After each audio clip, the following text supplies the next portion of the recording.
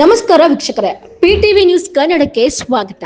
ನಾಡಪ್ರಭು ಕೆಂಪೇಗೌಡರ 517ನೇ ಜಯಂತಿಯ ಅಂಗವಾಗಿ ನಾಗೊಂಡನಹಳ್ಳಿ ಒಕ್ಕಲಿಗರ ಸಂಘವು ವಿಶೇಷ ಕಾರ್ಯಕ್ರಮವನ್ನು ಆಯೋಜಿಸಿತು.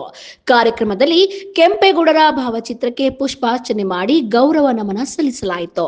ನಂತರ ಅನ್ನದಾಸೋಹ ಹಾಗೂ ಸಿಹಿ ವಿತರಣೆಯ ಮೂಲಕ ಸಾರ್ವಜನಿಕರೊಂದಿಗೆ ಜಯಂತಿಯನ್ನು ಸಂಭ್ರಮದಿಂದ ಆಚರಿಸಲಾಯಿತು.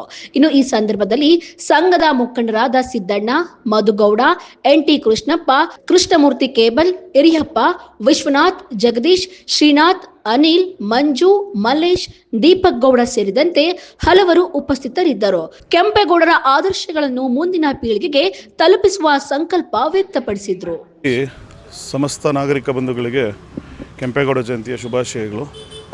ಈ ದಿನ ನಾವು ನಾಡಪ್ರಭು ಬೆಂಗಳೂರು ನಿರ್ಮಾತೃ ಕೆಂಪೇಗೌಡರ ಜಯಂತಿಯನ್ನು ಮಹದೇವಪುರ ಕ್ಷೇತ್ರದ ಹಗದೂರು ವಾರ್ಡಿನ ನಾಗೊಂಡನಹಳ್ಳಿಯಲ್ಲಿ ನಾವಿವತ್ತು ಆಚರಿಸ್ತಾ ಇದ್ದೀವಿ.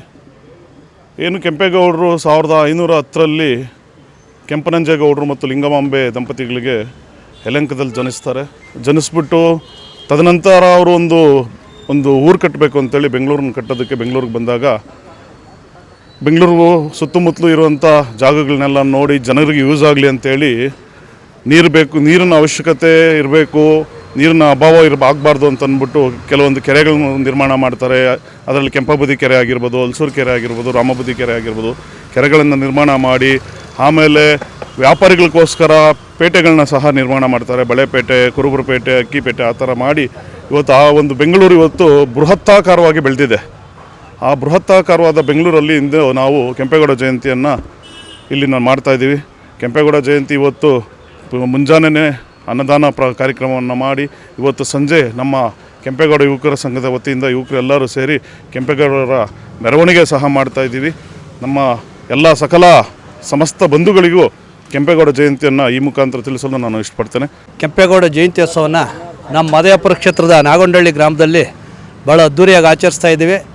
ಪ್ರತಿ ವರ್ಷ ಸಾಧಕರಿಗೆ ಸನ್ಮಾನ, ಹಿಂದಿನ ವರ್ಷ ಹಿಂದೆ ಸಹ ರೈತರಿಗೆಲ್ಲ ಸನ್ಮಾನ ಮಾಡಿ ನಾವು ಈ ಕೆಂಪೇಗೌಡ ಜಯಂತಿಯನ್ನು ವಿಶಿಷ್ಟವಾಗಿ ಆಚರಿಸ್ತಾ ಬಂದಿದ್ದೀವಿ. ಪ್ರತಿ ವರ್ಷ ಒಂದೊಂದು ಕಾರ್ಯಕ್ರಮನ ಬದಲಾವಣೆ ಮಾಡ್ಕೊಂಡು ವಿಶಿಷ್ಟವಾಗಿ ಒಂದು ಬಾರಿ ಕಲಾವಿದರನ್ನ ಸನ್ಮಾನ ಮಾಡಿದ್ರೆ, ಒಂದು ಬಾರಿ ರೈತರನ್ನ ಸನ್ಮಾನ ಮಾಡ್ತಾರೆ, ಇನ್ನೊಂದು ಬಾರಿ ಬರೀ ಮಹಿಳೆಯರನ್ನೇ ಕೂಲಿ ಕಾರ್ಮಿಕರನ್ನು ಸಹ ಸನ್ಮಾನ ಮಾಡಿ ವಿಶಿಷ್ಟವಾಗಿ ನಮ್ಮ ಕೆಂಪೇಗೌಡ ಜಯಂತಿನ ನಮ್ಮ ನಾಗೊಂಡಹಳ್ಳಿ ಗ್ರಾಮದಲ್ಲಿ ಆಚರಿಸ್ತಾ ಇದ್ದೀವಿ.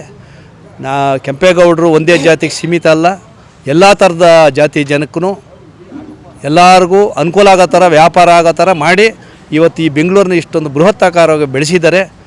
ಅವರ ಜಯಂತ್ಯೋತ್ಸವಕ್ಕೆ ಎಲ್ರಿಗೂ ಶುಭಾಶಯ ಕೋರ್ತಾ ನನ್ನ ಎರಡು ಮಾತು ಮುಗಿಸ್ತೀನಿ.